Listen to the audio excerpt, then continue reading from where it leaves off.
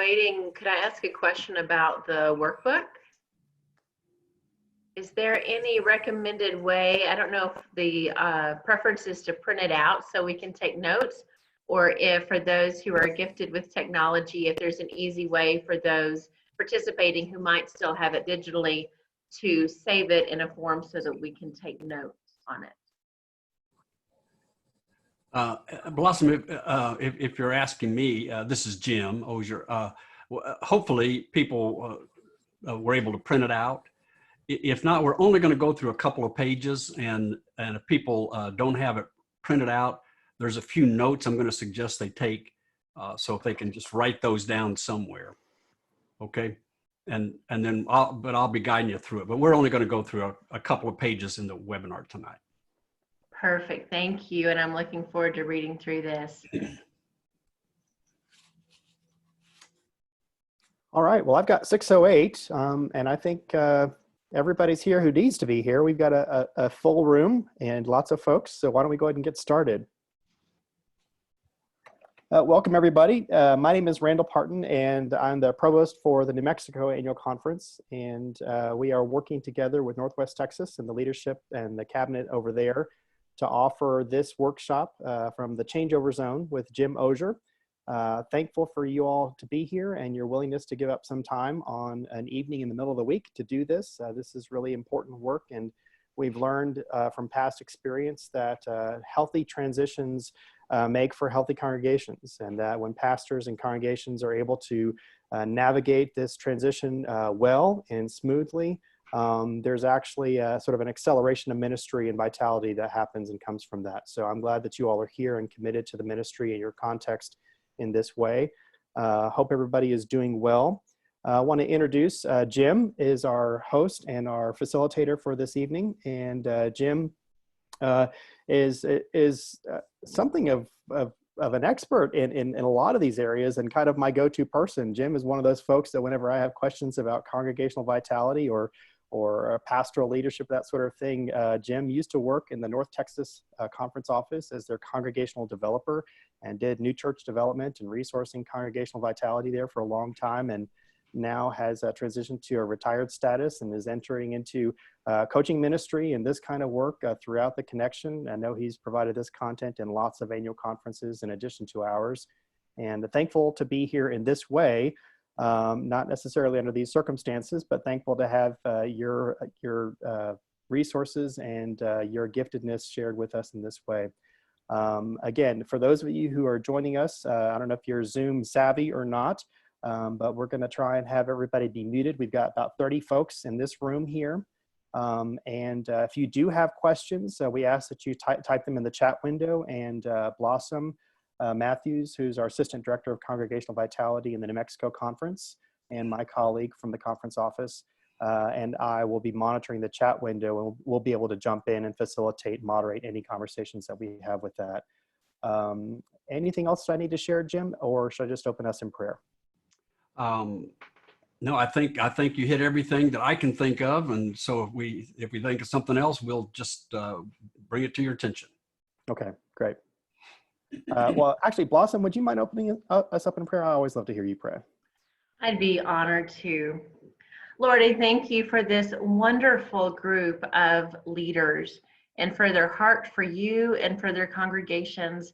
And as we prepare for these holy moments of transition in the life of the church, we pray for strength and wisdom and endurance and creativity.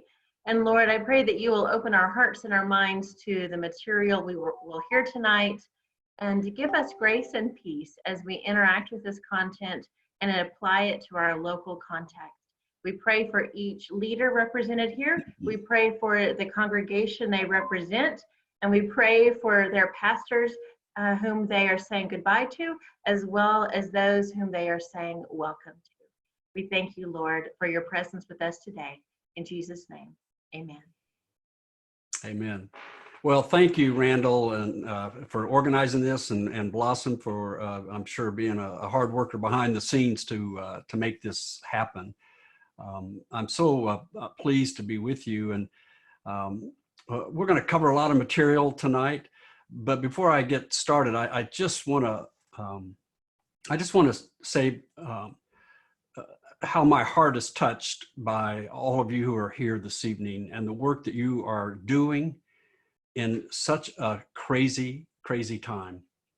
And with uncertainties about COVID-19, your personal uncertainties that I'm sure that you're bringing to this event and to your ministry. I mean, your own concerns. Perhaps some of you have been tragically touched, family member or friend or acquaintance by this virus.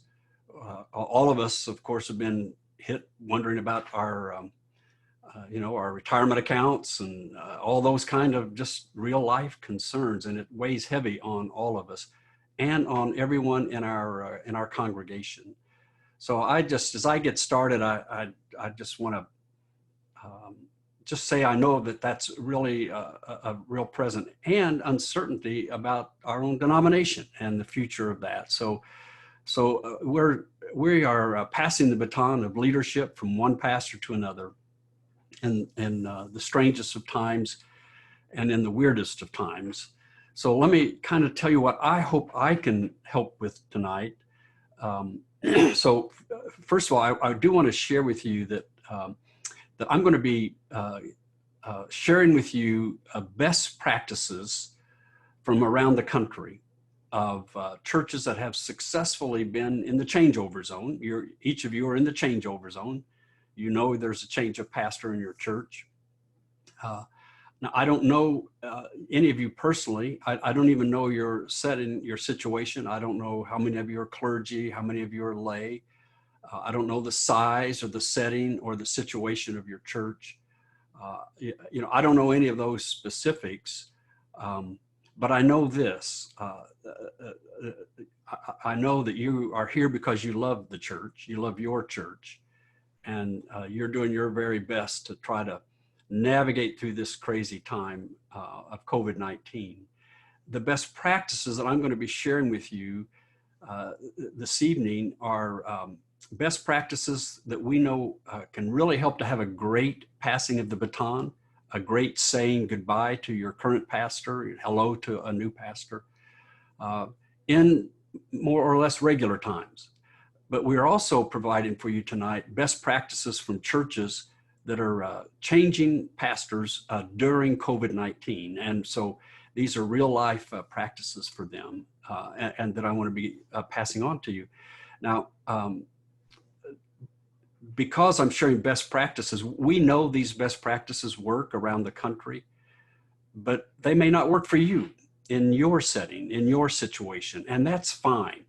My hope isn't to try to get you to buy into everything that I'm going to lift up or suggest, but rather that whatever we talk about tonight, if you think to yourself, that never worked where I am, at least I hope it will spark your own creativity. And you can write this word down, the most important word of this webinar, intentionality. I'm just hoping that we'll start tonight, be very intentional about these next few weeks while we're saying goodbye to our current pastor, and then the weeks ahead saying hello to a new pastor. So forgive me in advance. Please, if anything that I say makes it sound like I know more about your church and your setting, your situation than you do, I don't. Here's my hope, that my experience working with hundreds of churches, many similar to yours, and your experience of being your church at this unique moment in history, your church in this specific context and setting, that we can kind of come together tonight and at least start laying the groundwork for a great plan of passing the baton from your current pastor to your new pastor. Now, so that's my hope, that we'll be able to kind of come together. We've got Randall here and Blossom to kind of share some from the conference perspective on particular protocols about saying goodbye and saying hello, and I'll be asking them a few questions as we go along. So as we get started, though, I just want to kind of lay that groundwork, and I wanted to say also that if anything that I say tonight if when you hear it, if you think, you know, that doesn't quite align with our conference protocol as I understand it, or it doesn't quite align with what my DS maybe has told me, if there's any variance, go with your DS. They know you much better than I know you. They love you. They know your context. So, so just go with your DS on whatever that they are saying. And then because I can't know you and personally your setting, Randall has arranged for this for these webinars that if you've registered, you're entitled to a free follow-up Zoom with me to talk about your specific setting and to ask any questions that you might have unique to, you know, to what's going on in your life. And so you can access me directly or go through Randall or Blossom, and they'll be glad to put you in touch with me for a free follow-up, one follow-up. Now, the workshop is based on the workbook that Blossom mentioned, and I do want to take just a minute to tell you about it because honestly, we've been doing these a lot around the country, and pastors and lay people tell us the workbook as a resource is probably the most helpful thing at this webinar. So if you've had a chance to download it or look at it, it's 26 pages. Now, relax, we're only going to do 2 or 3 pages at most tonight. Of those 26 pages, 10 are resources. And that's what I really want to call your attention to. So you'll notice the resource section starts with a long list of names of clergy and lay people from churches all over the country. And we've tried to put people in that would represent about any kind of church setting or situation. So a couple of 3 weeks down the road, if you're spinning your wheels or you're not getting traction or you've got a question, feel free to contact any of those people. They would love to help you and share their experience of going through the changeover zone, good and bad. I don't know, Randall, about you, but one of the things that I have really noticed a blessing of this strange COVID-19, I've never seen churches be more connectional than we are right now. And all those people there, they would just love to do nothing better than help you in your particular setting, just because they want you to be as successful as you can possibly be. You'll also notice in the resource section that it will direct you to our website, and on our website in our resources, we have dozens of videos that you can look at. These are videos that pastors and churches have made to introduce the new pastor well before the new pastor ever gets to the church. And this is a technique that we really encourage, and we're going to talk more about it later on. But we just want to let you know, if you're not the creative kind, if you're a little stuck about that, you can see lots of examples of what churches are doing. And we'll show you a few this evening as well. And then other pages in the resource have help on how to for the first year of your your new pastor's ministry, things you can be doing together to build momentum throughout the transition. Okay, so that's a lot of stuff to get us started. On the inside page is a little information about me and why Randall asked me to do this, but it's not about me here, it's about you. And as we get started, I just wanted to kind of share with you our hope to kind of set the stage to realize that, that we just simply can't settle into the patterns of saying goodbye and hello like we used to, right? I mean, COVID-19 won't let us, but we're not going to let COVID-19 beat us. And we're not going to let uncertainties about our denomination beat us. Friends, what we hope to do tonight is inspire your own creativity and intentionality to have a great saying goodbye and hello when all the energy of the church is focused on a pastoral transition, and turn that into a way to help really meet your mission field. So will you agree with me, we can't be settlers, and to remind us, we just love this commercial from a few years ago. I think you'll enjoy it. I hope at least you'll grin there in your own home as you take a look.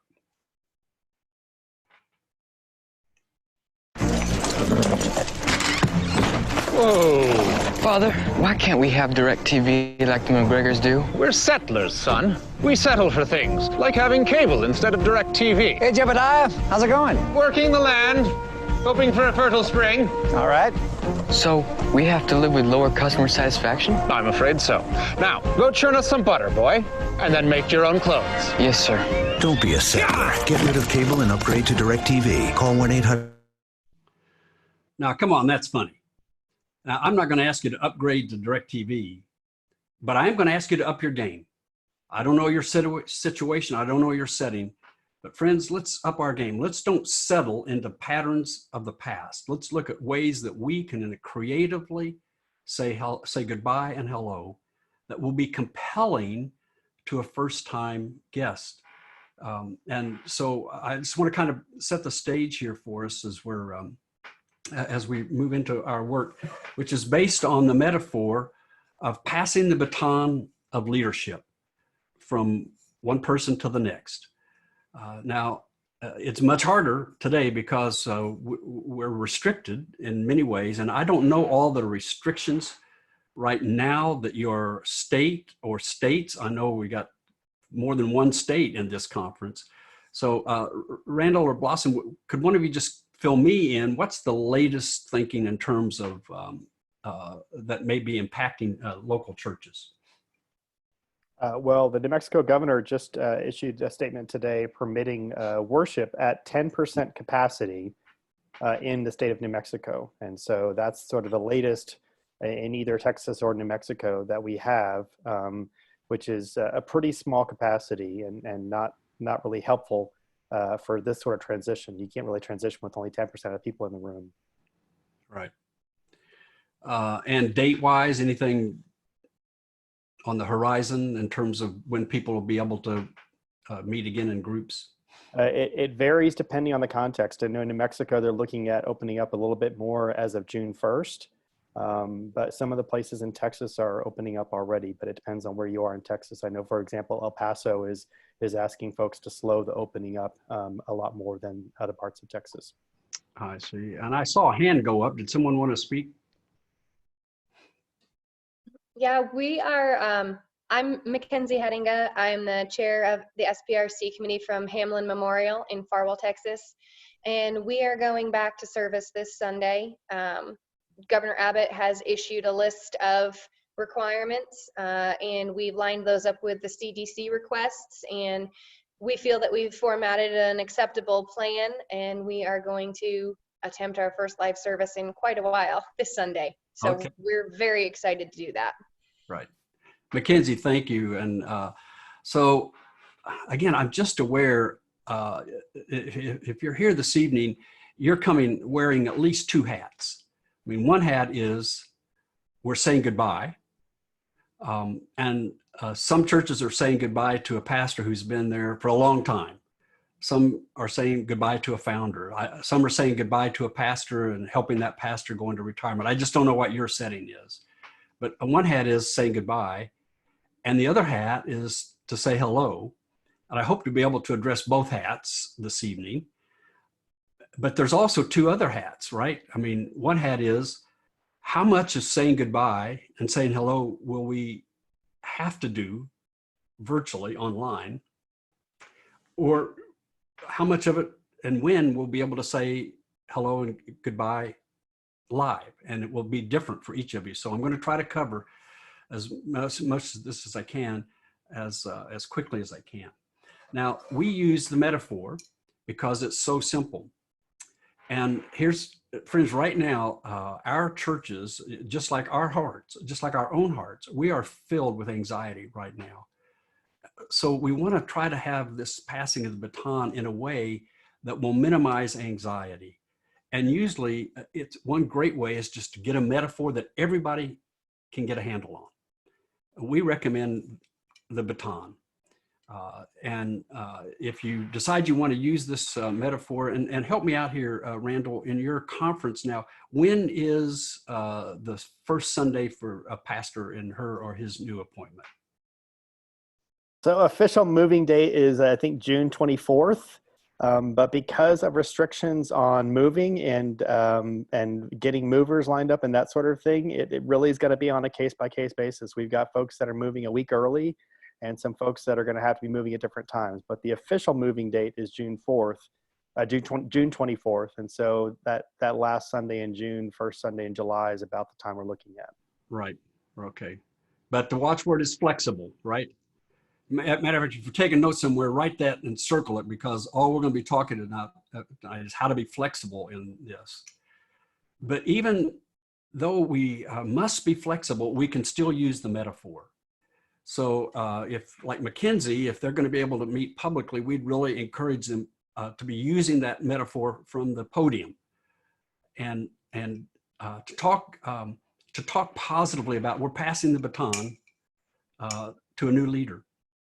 And so what we would recommend is I'd start this Sunday, but you know, the current pastor and your pastors will be going through a session for them tomorrow, I believe. So we ask that the current pastor or the chair of the SPR or somebody hold this up in worship and talk about pastorally about passing the baton, that it's been going on throughout all of biblical history, and that this is our moment right now. And then to put that baton on the altar and pray for it. Pray for your pastor to whom you're saying goodbye, about their future and about whatever their life situation may hold for them. Pray for your new pastor. I think most of you by now know who your new pastor is. And if you're learning about that, you know, if they have children, be praying for the children. And so but to really start this with prayer. And then even on this first Sunday, now, if you're meeting live and in person, whenever you get to do that, we'd like to have the baton passed through the congregation from hand to hand. That's the way we've been teaching this for about 10 years. We want to get as many hands on it as possible. But even if you're worshiping publicly, that may not be either permitted or a smart thing to do, right? So we have to be flexible.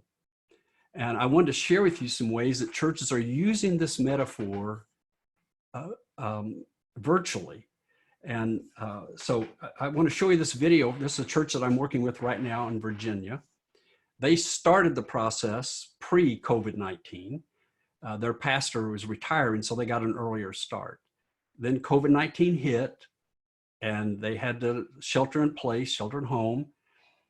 And instead of despairing and just being frustrated and reacting to COVID-19, they decided to turn reaction into response and said, let's figure out some ways that would be creative and compelling.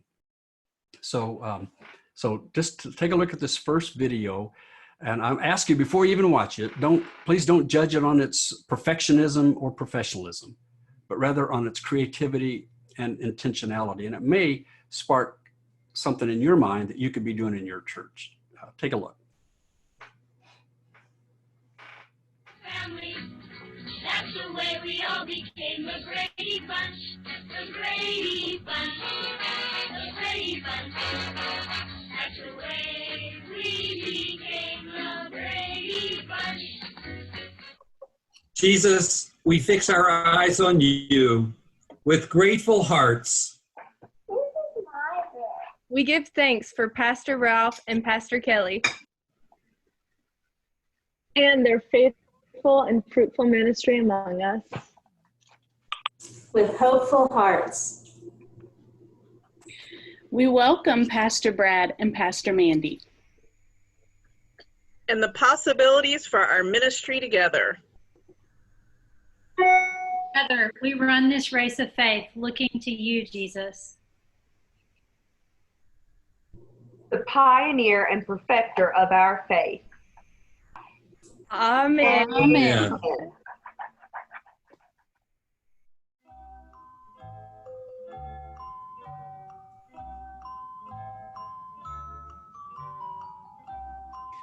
Okay, that's fine, Lily, thank you. Now come on, that's creative, isn't it? Now, I want to tell you a little bit more about that video, because first of all, I don't know if you would have noticed that everybody had a handmade baton that they decorated specific to them. And in this particular case, after they're doing the baton, then on the pastor's last Sunday, be it live or if they have to deliver it to him through a delivery service, they're going to all, this was the staff, and they're all giving the pastor their baton as a goodbye gift.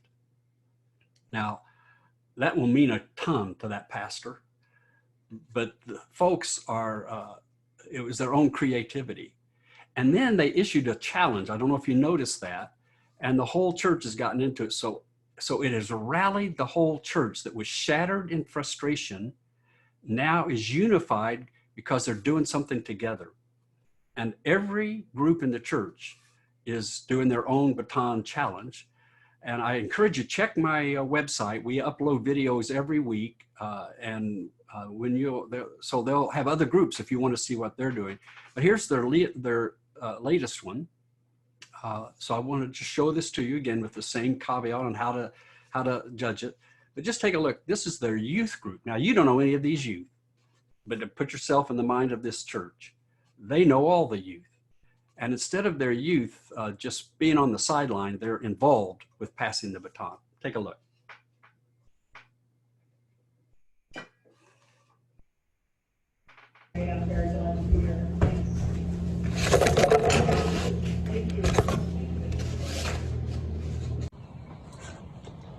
Ethan, here you go.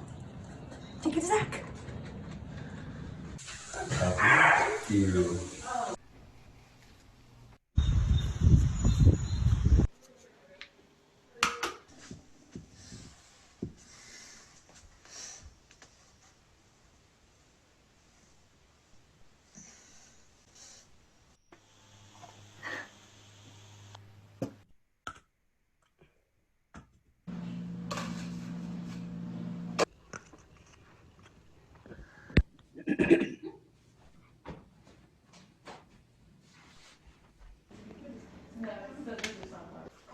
There she goes.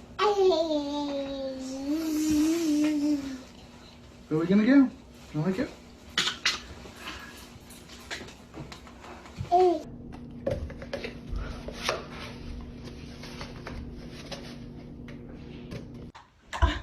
my gosh. Here you go.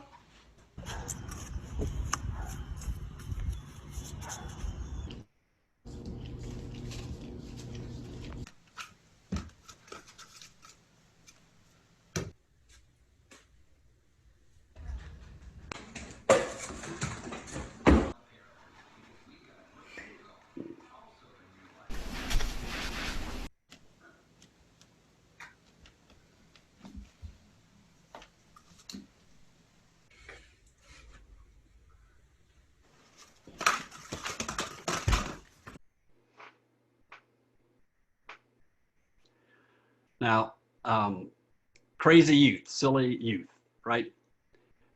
But the church knows them. And again, just imagine a couple of things with me, if you would, that the youth are actually having a hand in passing the baton. They're not just the younger generation waiting on the sidelines to see what's going to happen and being excluded.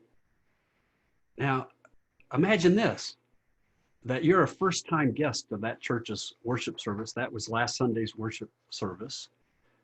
Whether you're live or if you just happen to tune in online, you're just surfing and that's the service you happen to land on. We just don't know why we have a first-time guest. Somebody may be tuning into your online service because they have a personal crisis and they're just driven to need spiritual help. Or they may just be there because they have a friend, or maybe a neighbor is singing at your church in the service. You just don't know. But here's the thing, folks, and I'd like for you to write this down. We want a first-time guest when they encounter your church doing worship or coming together in person or virtually, to walk away saying to themselves, these are the kind of people I could hang out with. Because that's how churches grow, when someone just makes a relational connection. So imagine you're a first-time guest. You just tuned into that church. Maybe you did it by yourself, but you've got a teenager and you watched that video on their live stream. I can tell you, you're saying, wow, how cool, how thoughtful. Now, I don't know what it would be for you, my friends, but I want to encourage you to start thinking now tonight, what is it that we could do creatively, even in the age of COVID-19, to pass the baton, to use the metaphor, to talk about passing the baton. To help us get started on that, I want to ask you to turn to page 15 in your workbook. If you have it, you're going to see it's a page that looks like this. And this is a workshop. And friends, I'm going to ask you to do some work, because I think the last thing you want to have happen is to spend an hour or so here tonight and have it just be wasted words. I'm hoping that you as church folk, you will have a plan of action at least started when you leave tonight. So take a look at this and you'll notice, first of all, this is what we call our action plan quadrant. So what are the challenges facing you? Now, all of us, right, are going to have a couple of common challenges. I mean, one challenge is social distancing. Another challenge is COVID-19 and what it's probably doing financially to our church and how it's hitting us.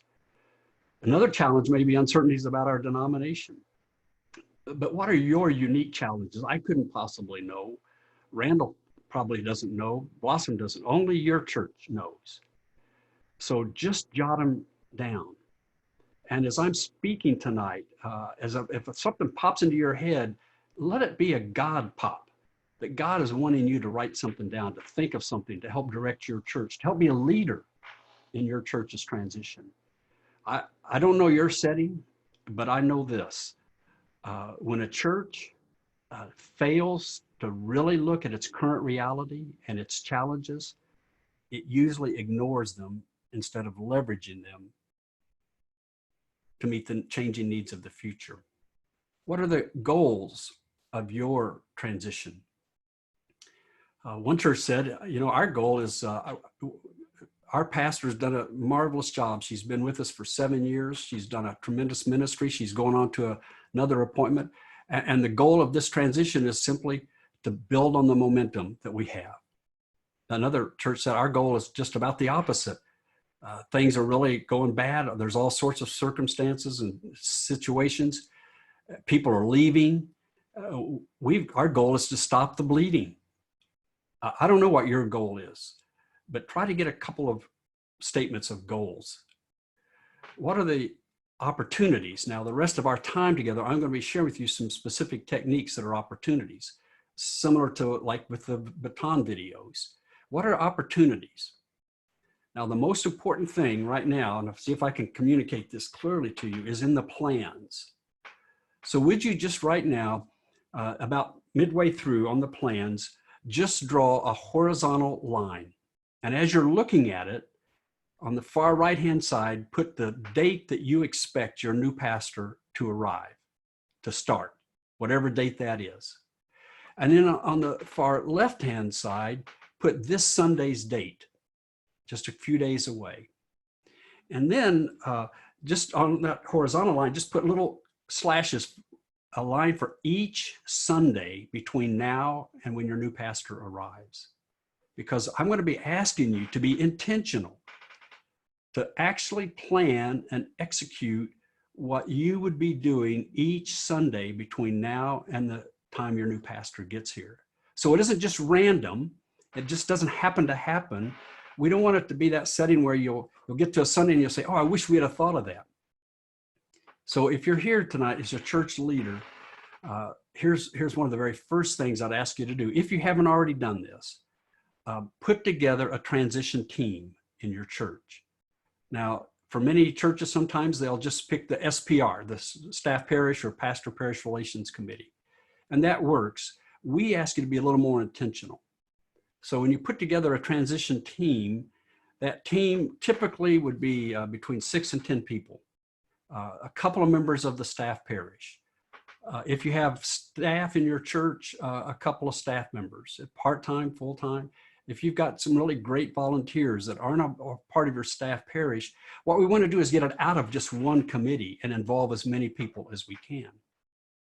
So put together a transition team, and the goal of that transition team, the purpose of that transition team is to carry out the plans that you're going to begin making tonight. Am I making sense? And then I would ask you, in the next week, 10 days at the latest, get with your pastor, your current pastor, to whom you're saying goodbye, and with your incoming pastor, either in person or by Zoom, and just compare notes, because they'll be doing the same as pastors, so that everybody gets on the same page when it comes to the transition. Now, Randall, is that okay for me to say? Is that okay by protocol in your conference to be able to get together for those kind of things? Okay.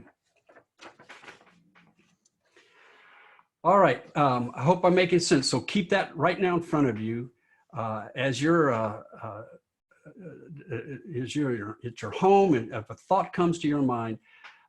One of the things that I've just kind of learned as a church consultant is God speaks to our lay people so much and wants to speak through our lay people so much. And if you have a thought, just consider that maybe it's God's thought coming through you. So write it down, get it to your leadership with your transition team, and have a great passing of the baton. There are three big things, and as I'm moving to another section here, my friends, I want to ask you, if you have questions, please get them in that chat room.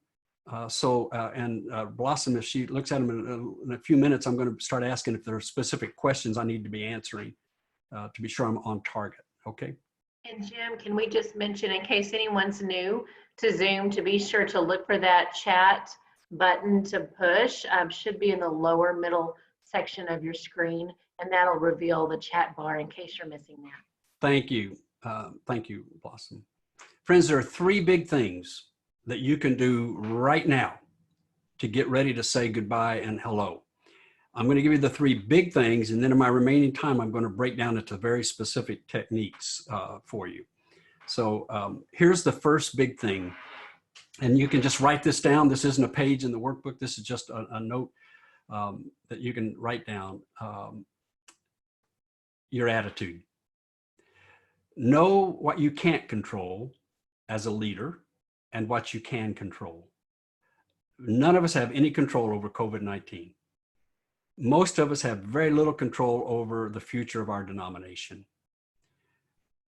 But we do have the ability to control our attitude. As a matter of fact, we have 100% control. And if the weightiness of all that's going on is starting to pull you down, I'm going to ask you just to have a gut check here and make sure your attitude is positive. And to do that, I'm just going to ask you, I don't really know you, but I wonder if you would be willing to make a covenant with me tonight that after tonight, not a negative word spoken in the church or in the public attitude of your church, technology-wise, not a negative word spoken about the Changeover Zone. Now, some of you, if you're like most churches that I know, some people, your pastor is leaving and you're grieving, and your pastor's grieving. Some churches, your pastor's leaving and you're celebrating, and your pastor may be celebrating. I don't know what your mental state is, your emotional state is, but I know more important than our feeling is that we be real disciples of Jesus Christ. Not a negative word spoken, because friends, as a leader, your negative word, when it's repeated, becomes a negative sentence. And when it's repeated, it becomes a negative paragraph. And when it's repeated, it becomes a negative page. And when it's repeated, it becomes a negative narrative. And before you know it, the narrative in your community about your church is that place where there's mean-spirited, grumpy, complaining folks. And no first-time guest will ever be a second-time guest in that kind of an attitude. Can I get an amen? Friends, I got to tell you, when you are able to meet in person, a first-time guest, especially if they've been away from church for a long time, or maybe never part of a church, when they wander into your building, they have a radar.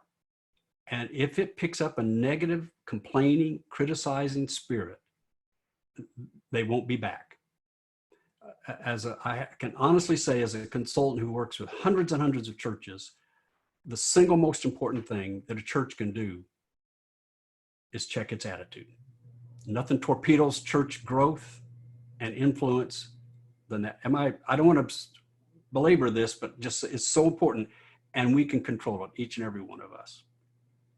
Now, that doesn't mean you might have questions or concerns, but publicly is not the place to discuss them. You know, there's other forums to do that. So first of all, just your attitude. Secondly, if you haven't started doing this yet, it's time, if you can, to begin to introduce your new pastor before your new pastor arrives. We're going to share with you how we recommend doing this. And it isn't just introducing your new pastor, but to be doing it in a way that your current pastor is visibly blessing her or his successor. So Mackenzie, for instance, when you can meet together, I don't know your church, but if your church, most of our churches have screens now. And if your church has screens, you want to have short, simple videos on the screen with your pastor pointing to that screen and saying, we're so excited about Mandy coming as our new pastor here at the church. If you're not able to meet live, this is easily done. It's tailor-made to do with streaming video and online worship. So just take a look. This is a young pastor. Mandy is going to this church, and so the church arranged for her to introduce herself. You'll notice these kind of videos, friends, cost no money, nothing special, made with a cell phone, and it's quite okay, because how do people watch videos nowadays? Just on cell phone. So take a look at Mandy's introduction.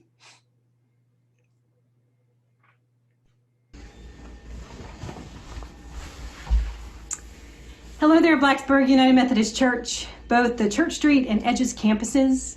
My name is Mandy Neumann, and I will be heading your direction in late June to be the site pastor out at Edges. I'm super excited to be coming your way and can't wait to share in this wonderful journey of faith together with you guys. I am an ordained elder in the United Methodist Church. I'm a wife of 27 years. I'm a mom of 2 kids. I do yoga, but not very well. I play the piano, but usually not for people. I love to read and go to movies and to hang out outdoors with people. But most of all, I love Jesus. And I love to share the love that Jesus has for all people with others, and to be in a community, to be a part of a community where we can ask questions and learn together and figure out how we might live our faith in this sometimes crazy world. Please know that I have been praying for you all and will continue to do so, and I invite you to also pray for me. I understand we'll be sharing a few of these video clips in the coming months, and I look forward to doing that. And I can't wait to hear all your stories and meet you guys. So in the meantime, may the grace of Jesus Christ be with you all. So simple, just biographical.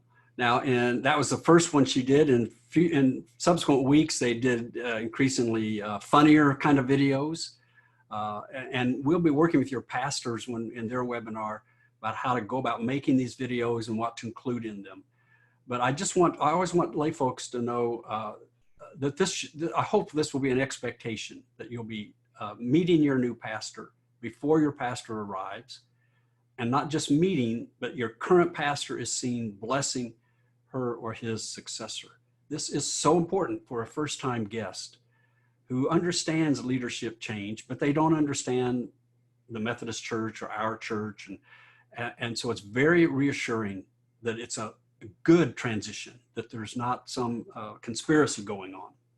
So now, but I want to double check with Randall and Blossom to be sure that this fits your conference's protocol to be able to be meeting your new pastor before your new pastor arrives. Could one of you? So like an in-person meeting or this kind of sort of a video introduction? An introduction, like a video or? Oh, absolutely, yeah. Okay, yes, right.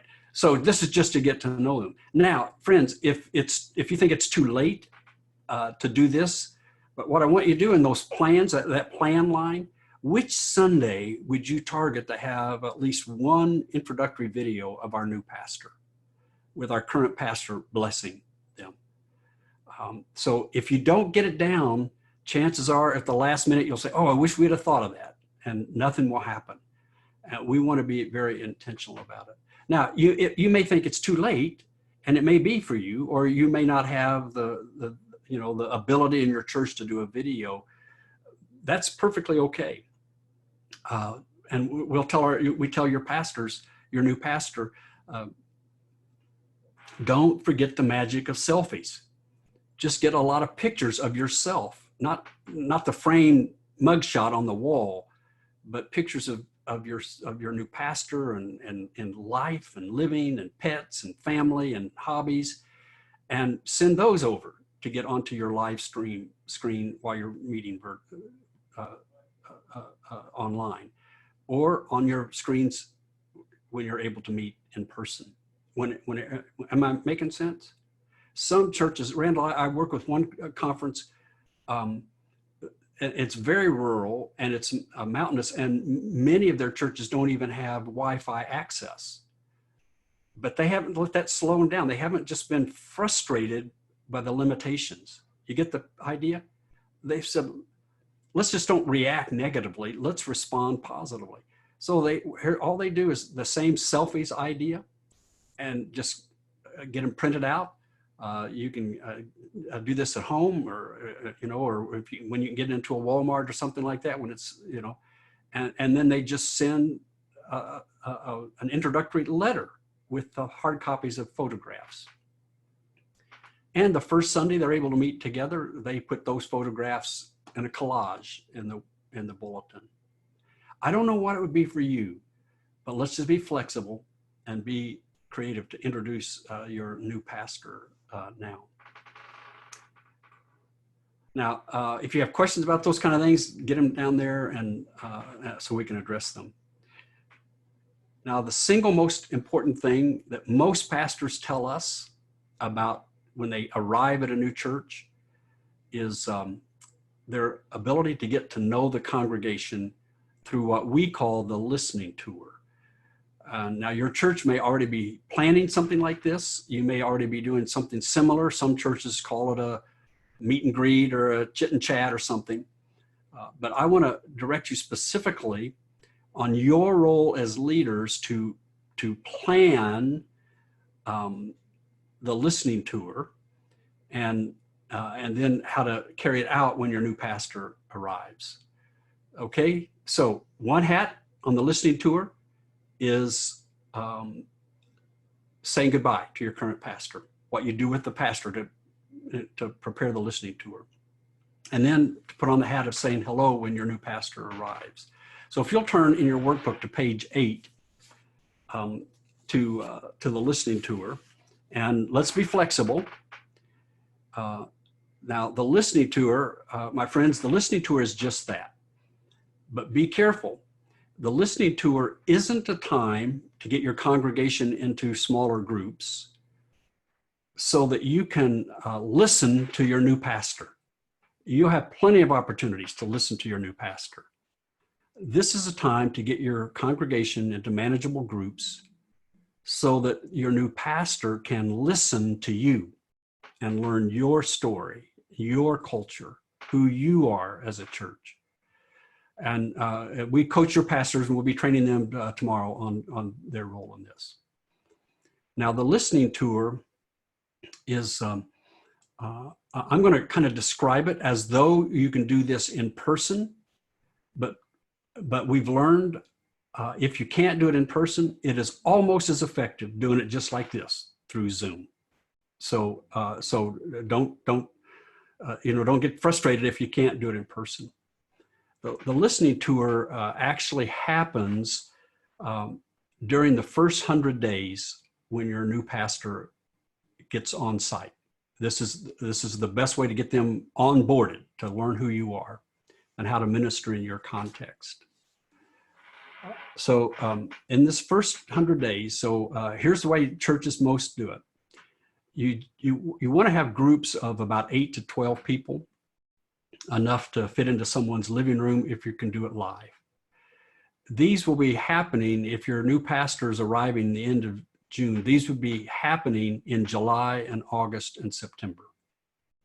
So if you can't meet in small groups, or if you decide, even if we could, that doesn't make sense, just go on with this process and do it by Zoom, okay?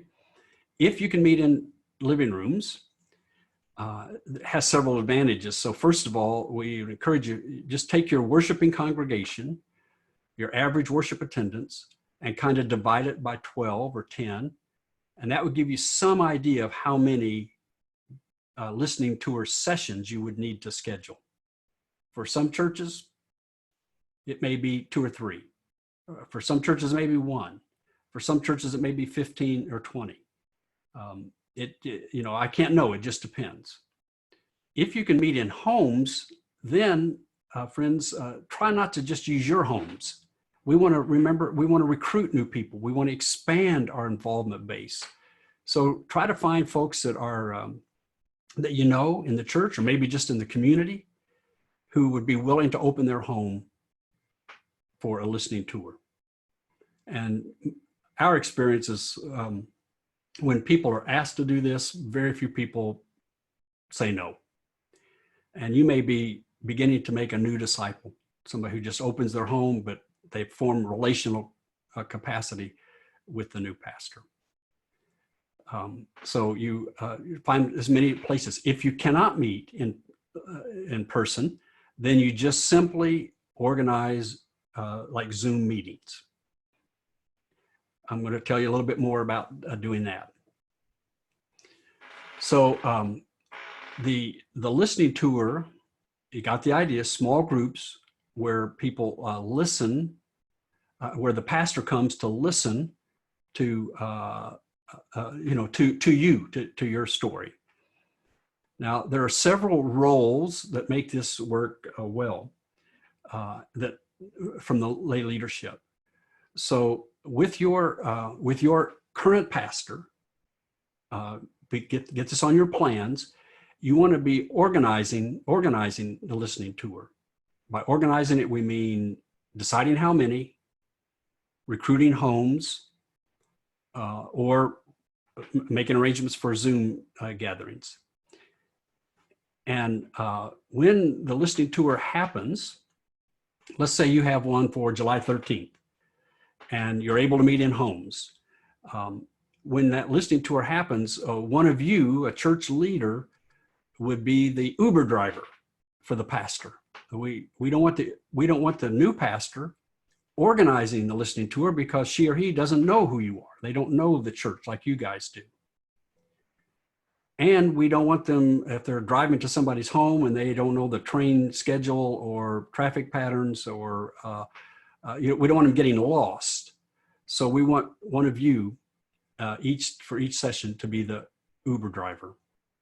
And you would drive the pastor and spouse, if the spouse decides to participate, and to the session.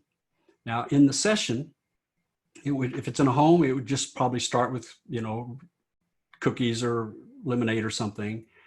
And then at the right time, you would, as the leader of the church, you would be the one to kind of say, well, let's all gather in the living room and let's start our listening tour session. And then, friend, if you've been the Uber driver, during the session, we need for you to be the scribe, to take notes, because we're going to be asking and answering 3 specific questions. and we want to have notes taken, but we don't want your new pastor, right? You don't want to meet your new pastor and the pastor's asking a question and then you're answering and the pastor's got the nose stuck down on a piece of paper writing, right? We want that new pastor to be doing what? Making eye contact, being relational. And so as people are giving their answers, you'd be taking notes to give to the pastor. Now, the reason we want notes is your pastor will be coached for the first 100 days, which is about 3 months of Sundays. Each Sunday during the worship, during the prayer time or sermon time or announcement time, we want your new preacher to be able to say something like this. This is what I heard at the listening tour. Because we want a message to everybody, and especially to that first-time guest who's just checking out the new pastor, that the new pastor really does listen. Now, they may say, here's what I heard at the listening tour, that after COVID-19, we want to go ahead and have a virtual campus in addition to what else we're doing. It might be something profound. It might be something very simple. This is what I heard at the listening tour, that when we can finally get together, people can't wait to eat pecan pie. It doesn't have to be, a profound statement. It just messages, I'm a real listener. I really care about the story of the church. The 3 questions are found at the top of page 8. I just want to quickly go through them. I spend a little more time with this with the pastors and how they respond, but I just, as lay folk, if you could know this, that you'll be sending some communication, if you do this, about the listening tour, and the 3 questions would be sent in advance, because we don't want to catch somebody who might be a little shy, off guard, or we don't want anyone to be uncomfortable. So here are the 3 questions that we suggest. Number 1, you see that on page 8. What is one thing that I, as the new pastor, need to know about this congregation? Number 2, what is one way that we are going to reach new people? Again, we want a message right off the start that no matter what else is a top priority agenda for your new pastor, no matter what else, room has got to be made for all of our churches, right, to reach new people. If we don't reach new people, most of our churches are going to have a hard time avoiding the trap of just aging out and becoming irrelevant. Can I get an amen, friends? We have to reach new people. And churches seldom have a better opportunity to reach new people than when there's a change of leadership. Because all the energy, all the focus, everything is aimed at one thing. And it's something that people are familiar with, a change of leadership. This is the chance for the church to show its best self. And I'll finish with that in just a second. What is one dream that you have for our church? So, as layfolk, now it's time to organize the listening tour. And you organize it with your current pastor. Your current pastor will be long gone, won't be participating in the listening tour. Hopefully, wherever your pastor's going, whatever their next appointment is, they'll be doing the same thing there. But you want to organize it well, publicize it well. And the idea isn't to get 100% of your worship attendance people at a listening tour, but to get a good representative so that the new pastor really has a chance to learn who you are and to fall in love with you as her or his congregation. The listening tour is so very important. Okay, now we've got about 30 minutes left. Randall, do you want me to handle any questions now or proceed on to the specific roles of the church? We haven't seen too many questions in the chat window yet, but I think we can probably go ahead and move on. And if folks want to put some questions in the chat window, we can jump in. Sounds good. I hope this is okay. I'm doing a lot of talking, and I hope it's making sense to you. So take a look there at page 5. The role, session 3, the role of the church, saying goodbye and saying hello. I'm going to go really fast, but I'm very much aware you're wearing two hats. Goodbye and hello. And you're wearing two hats of uncertainty, live or virtual. So be flexible. I hope this just stirs up some of your own thoughtfulness. And as I'm finishing up, if you've got a thought about an opportunity, a goal, a challenge, or a plan, write it down. Because I'm going to ask you just within a week or 10 days to be getting with your with the two pastors involved and be comparing notes. All right, rally the troops. The reason we say rally the troops is if you're here as a leader, that is your single most important job. Now, there's tons of specifics that pastors learn to do. There are ways to get the parsonage ready and record keeping. I don't discount that for a minute, but Randall can give you that specifically for your conference. If you need any checklists, go to our workbook or to our website. We have lots of basic checklists to make sure that your current pastor is exiting with all the things, the boxes checked in terms of records, information pass on to successor, parsonage, if there's, all that kind of stuff. There's plenty of that material available to you. Our interest here is not so much those transactional things, but it's the relational things. How can you help your pastor who's leaving transfer her or his relational capital to the successor?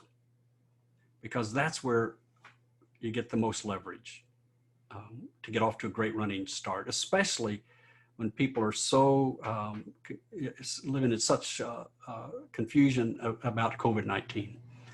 The reason to say rally the troops, Randall and Blossom, we always say this to bishops and district superintendents. We're never afraid to say this. We don't mean to be critical, but almost always when there is a change of pastors, we who are leaders tend to underestimate the anxiety in the congregation. Because if a pastor, no matter how long they've been there, most pastors have formed some deep relational roots. They've buried your mama. They've baptized the baby. They've been a part of a crisis in your life, a joy in your life. It takes some doing to say goodbye, and people will often be anxiety ridden, especially this year with all the anxiety about COVID-19 and uncertainties. So don't waste this opportunity to leverage your passion for your church to fire up the troops and say, hey, this isn't just a change of pastors that we'll get through. We're passing the baton and we're going to grow through this. We're going to put intentionality into our church's ministry. So rally the troops. The first way to do that is what we call the age response ratio. Now, this is just a rule of thumb, friends, which basically says this: the newer your church, the longer you need to be in the changeover zone. Now, I don't know if some of you, if you happen to be a part of a new church start and you're having your first change of pastors, this is new to you. So there's a lot more anxiety. If you are a part of a new church start, I'd really encourage you to contact directly Randall or Blossom and get a little extra help in that setting. On the other end of the spectrum, if you're a church that's been around for a number of years, you've probably had many opportunities to change pastors. Got to get an amen? So you've got track record, you've got experience, you also have baggage. As a matter of fact, the temptation, if you're an older church that's had a number of repeated pastoral changes, to say something like, ho hum, here we go again, another change of pastors. We want to change that mindset to not just be, here we go again, but we're going to grow through this. We're going to turn this into a positive, powerful opportunity for us. And older churches that have done through this, especially with the weight of COVID-19, am I wrong? I mean, there's a fatigue factor. The same people doing the same kind of things in every church. I mean, it wears people down. And so what we've learned is, if you're in one of those settings where you're dealing with fatigue in the congregation, there's two ways you can respond to that. One is put this stuff in their communion cups. Now, I hope you're grinning. That's not true. That's really a joke.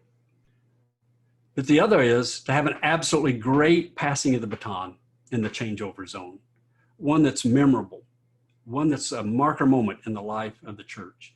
So as we've said, use the metaphor. I encourage you, if you have not yet started, it's better to give people something they get a handle on if they're going to be positive about it. So you can do all sorts of things. Baton challenges in your church. You can start this week while people are at home. Ask them to decorate batons. Remember that youth group? They decorated their own baton, right? They put together a silly youth group kind of a video. But here's what they really did to make it special. Their batons will be gifted to their new pastor on the new pastor's first Sunday. If they can meet live, they're going to do it in a big celebration in the sanctuary. But if they can't meet live, they'll figure out a cute way to deliver these to the front door of their new pastor. And just as a way of saying, we're doing something together and it's going to be fun and we're going to be passing the baton. So use that metaphor however you can. If the baton metaphor doesn't seem right for you, then come up with another metaphor. But you want to have something that is common language that the whole congregation can get their hands around and talk about. We just find it's really best to just say, hey, the next few weeks, congregation, we're in the changeover zone. We're going to be passing the baton. And so people can get a hold of it. Rally around prayer. If you'd like to fill in the blanks, I'm on page 5 in the middle. Rally around prayer. So I don't know your prayer practices. Maybe you're already doing this, but you have a tremendous opportunity here to rally the church around praying for passing the baton. Praying for our pastor who's leaving. Praying for a new pastor that we're going to get to know and love. Praying for our mission field. Praying for our community. Praying for our children. Some churches would do this over a series of 3 or 4 Sundays or 3 or 4 days of the week when they'd ask people to log on and have a specific prayer time each week. Other churches may do it just once. I don't know how you would want to do it. Be sure you get it in your plans. When in these weeks are you going to emphasize rallying around prayer and through Bible study? Now, I think I can safely say that none of us is smart enough to do this without prayer. If this is not a God thing, if it's not a spiritually led thing, it's just going to fall flat and it's just going to wear people out. So make this be a revival time. You have a great reason to revive your congregation. Rally through Bible study. Our book has an outline of a Bible study in it. Love It Weems and others have Bible studies that you can find online. Just pick a favorite character of yours. Take Elijah to Elisha, but come up with some Bible study that you can advertise so that people know you're having a passing the baton Bible study. You're praying for it. You're putting it scripturally based. So it isn't just a thing you're doing, a program or the deployment of personnel, but this has a spiritual underpinning. And third is to highlight your identity. Now, this may seem a little counterintuitive, but I'm going to really urge you, friends, between now and when your new pastor comes, to do a few specific things so that each Sunday, be it in live worship or online, you are highlighting your identity. One simple way is just every Sunday have somebody be intentional, put it on the plan. Who's going to say it? Will it be the pastor this week? Will it be a volunteer this week? Who's going to say, who's going to highlight your identity? So you're collecting shoes to give to the homeless shelter. Great ministry, great activity, great outreach. It's a great what. Now give the why behind it. Friends, we're collecting shoes this Thursday for the homeless shelter. This is why we exist, to help those in need. Am I making sense? If you're a leader, you probably have a good idea about the identity of your church, but a guest doesn't. And incidentally, with the way the world is shaking us right now about the church, most of us don't have a real clear identity about our church. So don't waste this opportunity to have a reason to get real clear about it. The second technique is one we really recommend, and that again is with the use of videos, especially if you're meeting online. These are easy to put in your live stream. And these simple videos are you good folks telling the story of your church. It's a whole different thing when lay people say, this is who we are, than when the preacher's up there yin-yanging about it and saying, this is who we are.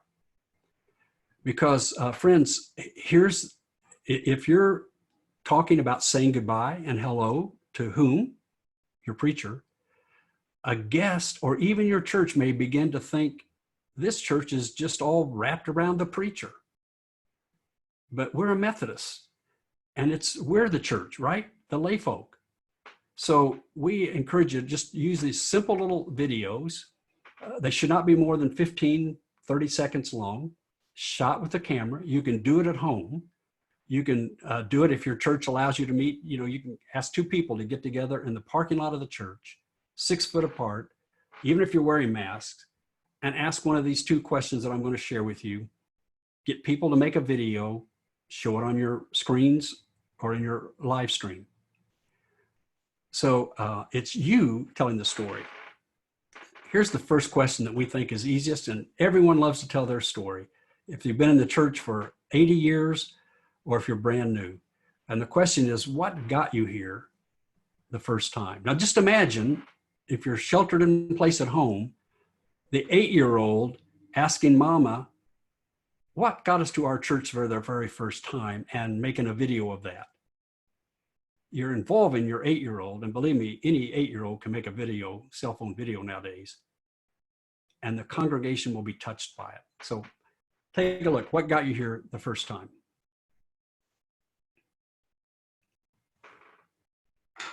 Okay, we started coming to the bridge probably in the spring of 2013 because we had some friends that were coming here and we heard some good things about the church, and we just decided to give it a try, and it's been a good fit for our family. Hey, princess! Now, come on, that's cute. That's sweet. It's very personal. And it's a layperson telling the story, not a clergy. So just imagine, once or twice over the Sundays of the Changeover Zone, not only are you having a video of your new preacher, but you're having a video of your own folks, the heartbeat of the church, telling the story. Here's a second one. So again, you can just get together, you're all leaders.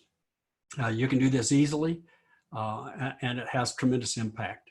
So if I ask you, what would you recommend about your church? What would you say? Take a listen.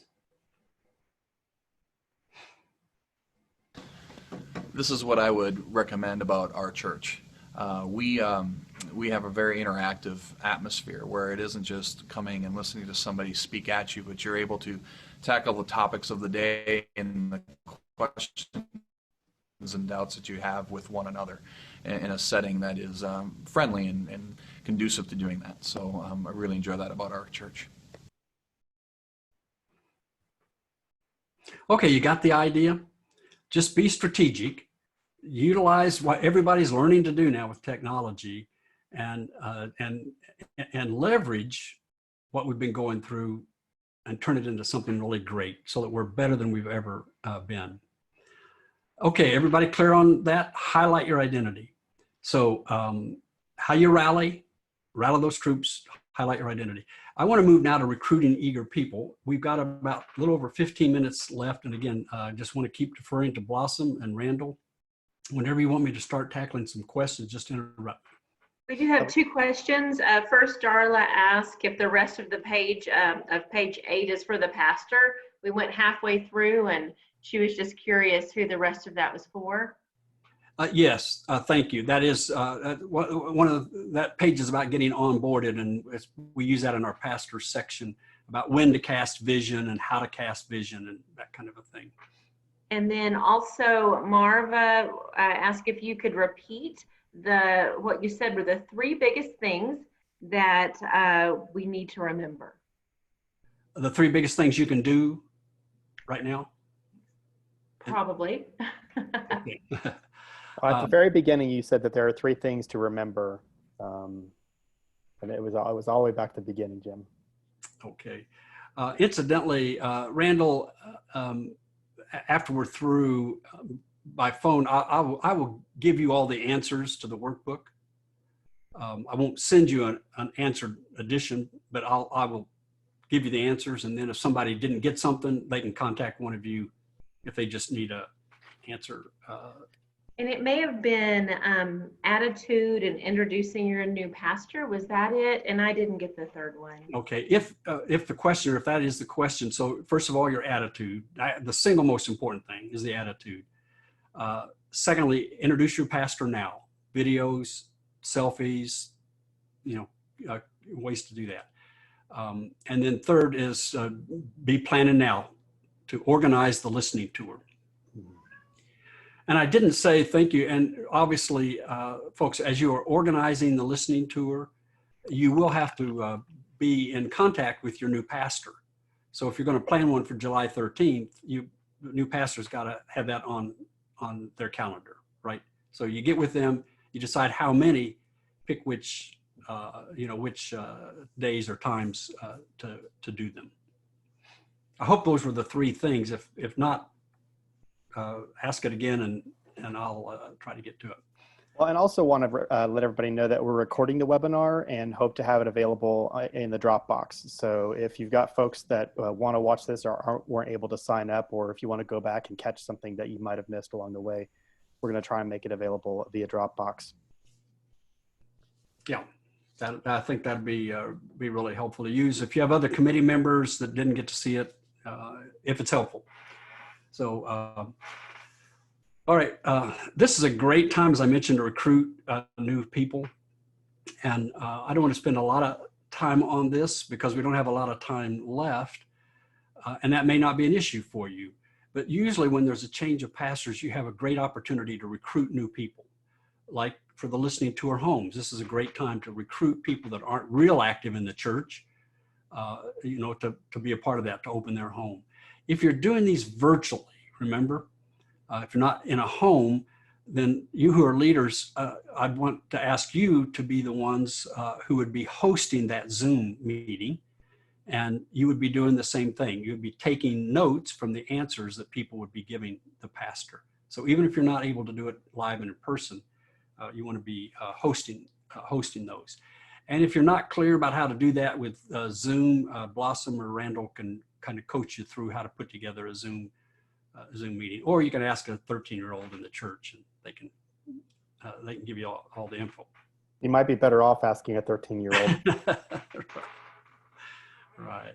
So recruit, make it fun. If you're filling in the blanks, make it fun. Remember that anxiety? I can tell you, fun and humor, that's the best way to cut through anxiety. And people will put up with a lot today. They have to put up with a lot, but they won't put up with boring. They want things to be fun.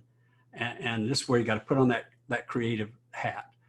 So make it fun. And we have a number of suggestions in our workbook and on our website about this from other churches, but one that I particularly like, so they want to do something together, but they can't. If you could do it together, when you say goodbye to your pastor, you might get together for, a barbecue or something like that. But if you're not able to do that, don't do nothing. I mean, come up with something to do that's fun.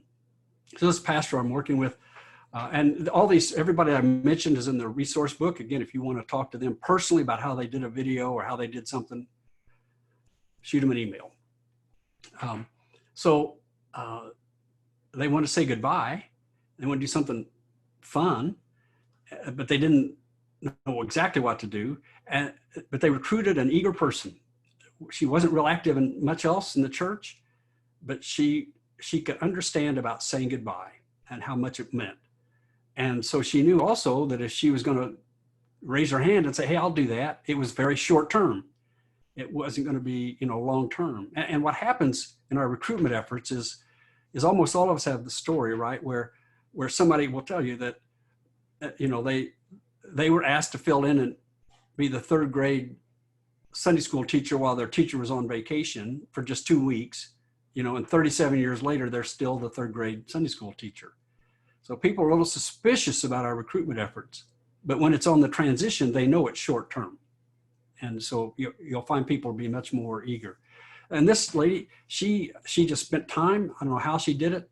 She found a good source of something very special to the pastor. His lifelong hobby had been collecting kites.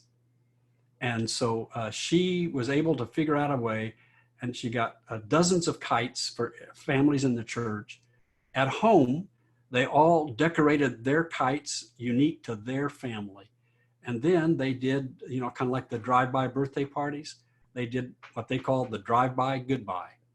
And so all their cars decorated, families getting in the cars, driving by their pastor's home to say goodbye, and everybody flying a kite out the window. Now, you can imagine that it wouldn't surprising that local press would pick up on something like that. So the church is getting lots of play around the community for being creative and just having fun.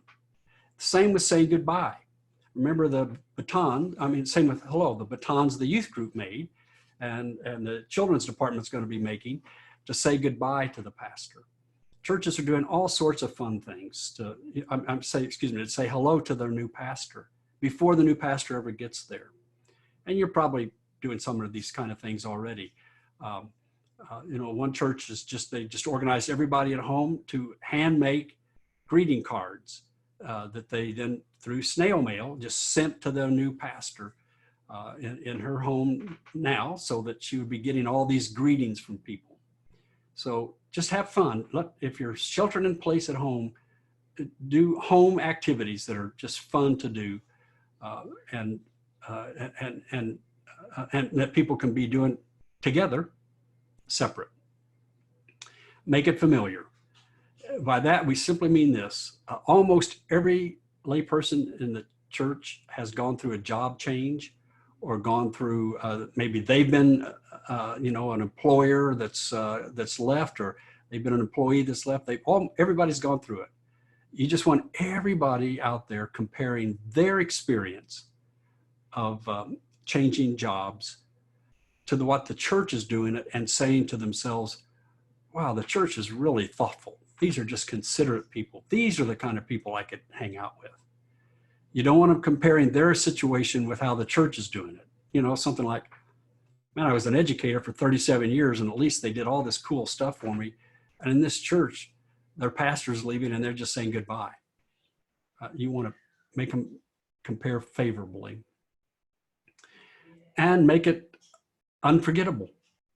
Just really unforgettable. Let this be a marker moment in the life of your church. You've got just a few weeks left, but if you just put your creativity hat on right now and just say, what can we do to make this a marker moment in the life of our church, in our setting, with our limitations?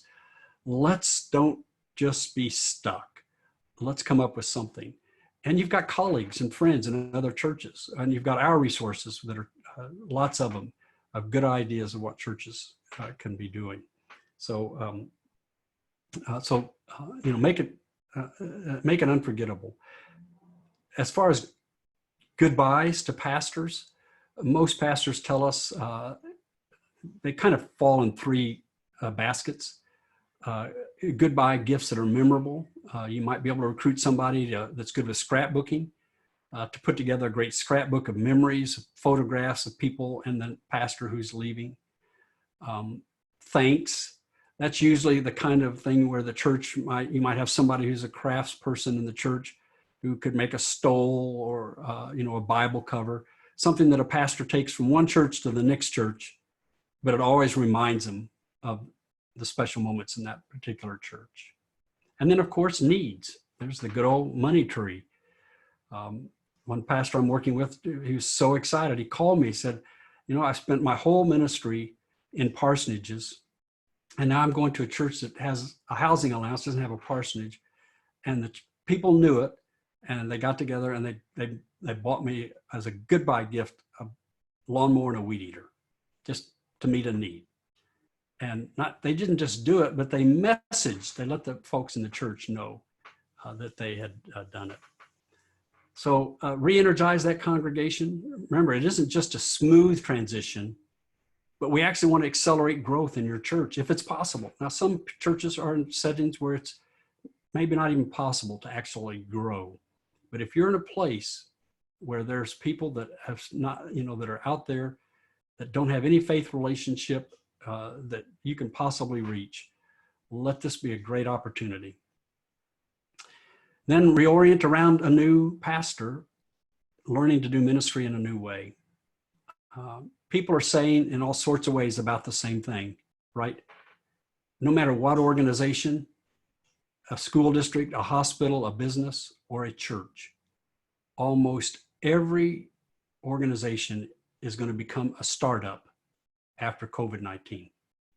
Your pastor is going to have to be learning new things in new ways, and it's anxiety ridden for them. So we just ask you, be cooperative. Reorient around a new leader trying to do ministry in a whole new way. Try to minimize we've never done it this way, or try to minimize the pushback because you don't quite understand it. Let's just be grace giving for each other, for our pastors in this incredible time of transition. Then lastly, remember, if you have staff, remember other staff. Be planning your timeline. When are you going to bring other staff on publicly to thank them publicly? Because it's so easy during a transition for other staff members to be doing double duty work, all the conversations about the other pastors, and it's easy to feel taken for granted. So let's just be intentional that we don't do that. Okay, Randall, I hope that we're on target for this tonight, and that this has been helpful for folks. And if you want to follow up with a follow-up Zoom or something, I'm happy to get specific. If there's a question or two, I'd like to answer them. If not, before I close, given all the heaviness of what we're dealing with, I just thought I'd close this with a little spiritual uplift with the last video. So would one of you just tell me when it's time to do that, or if you want to ask questions, or if either of you want to say anything that folks need to know. Just a couple of things, Jim. One is, since we've got folks from both Northwest Texas and New Mexico on this Zoom, just a reminder that some of the kind of the technical protocol that happens with transition is really going to be specific to each district. I know, for example, the Amarillo district has their sort of their own guidelines, and I think the folks in Northwest Texas might do their own sort of what sorts of forms do you need when you transition and that sort of thing, as well as with the New Mexico conference, to check with your superintendent about some of those details. And then just to echo what you were saying earlier, Jim, oh my gosh, we're all going to have to be so flexible. And I know we've bent over backwards so many different ways over the last 3 months, it seems like, that during this transition, flexibility is going to be really key. But I really appreciate sort of having the intentionality of what you're sharing today and thinking creatively about how we can do this and how we can have a really, really good transition that's going to be helpful for ministry going forward. And I'll just say thank you for being on in this meeting. It's really brings joy to my heart to see so many faithful leaders giving their time and making this intentional effort to help their pastors transition well. I made a transition less than 2 years ago, and we used Jim's book. We used the process. It was very helpful, and it was very needed then. It's needed about 10 times more now because of the state we find ourselves in. So please don't hesitate to reach out to us or to your district superintendent for support along the way. Well, thank you both. And I also want to thank behind the scenes my team member, Liliana, who's running all the videos. She designed and put together the workbook, and she's a great help to me and in my work and our ministry. So thank you so much. People sometimes think, these kind of workshops are just techniques, but let's remember its heart, its soul, and it's our commitment not only to be in a great church, but to be an amazing church and be creative and have an amazing passing of the baton while you're in this changeover zone this year to share God's amazing grace. So take a look and good night.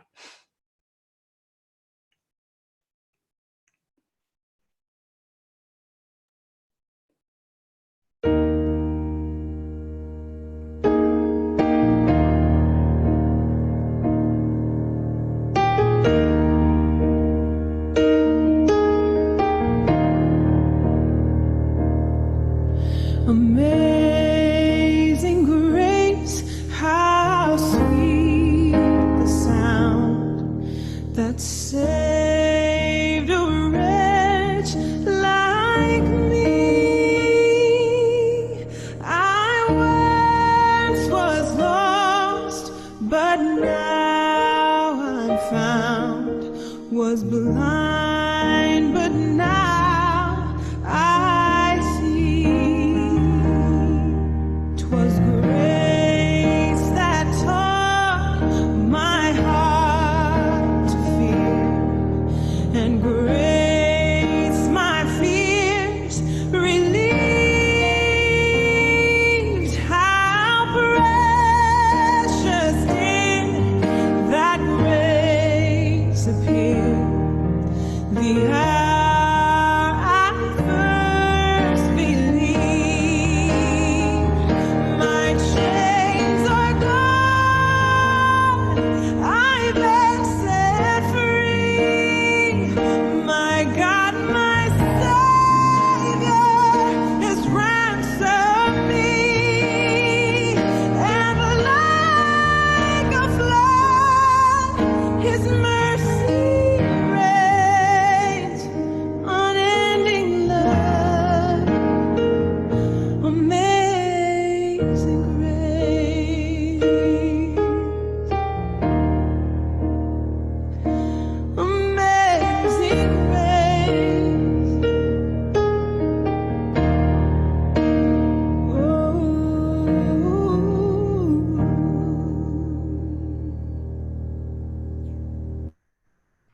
Thank you, my friends. God needs you to be an amazing church.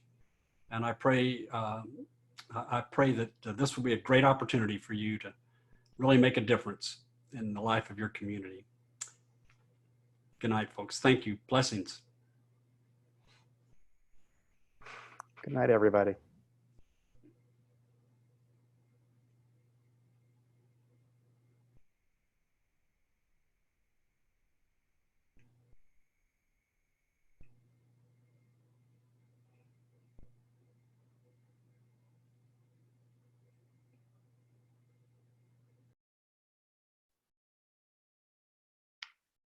Good night, y'all. Thanks so much. Good night, Randall. Thank you.